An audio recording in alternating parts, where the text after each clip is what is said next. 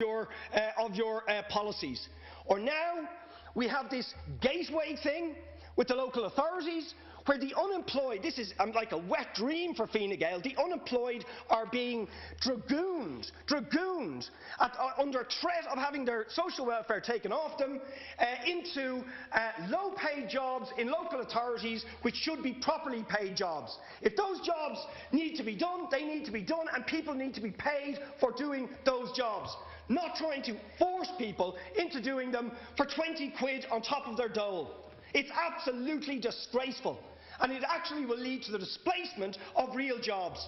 But of course that's what Fine Gael have always wanted. But it is sickening in the extreme that the Labour Party are facilitating this.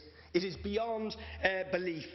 And in my last minute, could I also respond to something the Taoiseach said today? Because of course the other thing you have not brought is to many people who need justice in this state, who've been trying for justice because an injustice was done to them where they lost loved ones or suffered terribly.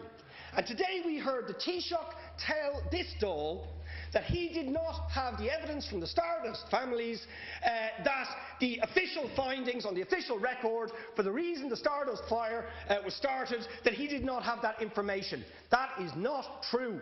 He was given that information. The Coffey report, the first draft of it, that was never published, said there must be an investigation.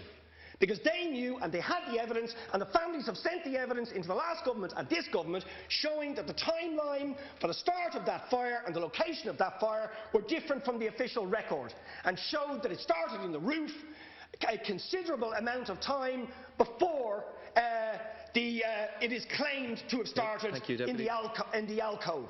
And the evidence is there, and they have provided it. So why don't you be honest? Why doesn't the Taoiseach meet those families and give them the committee of investigation that they have so long asked for, and that he, the Taoiseach, promised them before he came to office? Blah, blah, blah, Thank you, Deputy. Thank you. Deputy, I probably would have to check this out, but I'm sure there are at least two phrases which I'm sure if we were to check may be deemed inappropriate within the parliamentary practice of the Dáil, and I just ask that you might think about that in future. And I also noticed there were some really, really young children up in the chamber just shortly after you mentioned those. There were ones who were possibly children who still use crayons, and there was language there which I assume most people wouldn't have liked their children to hear. So you might just watch that the next time, Deputy. Still be as frustrated as you be. It's your right to be, but just watch the language. Okay? Thank you very much. Our next speaker is Minister Richard Bruton. Well, thanks very much, Carl. I must say I always welcome a bit of passion in this House. Whatever about unparliamentary language, I think that's worth avoiding. But I welcome anyone who's passionate about their politics. But I've listened to this debate, and to be honest, the contributions that I've heard from the opposition are fanciful.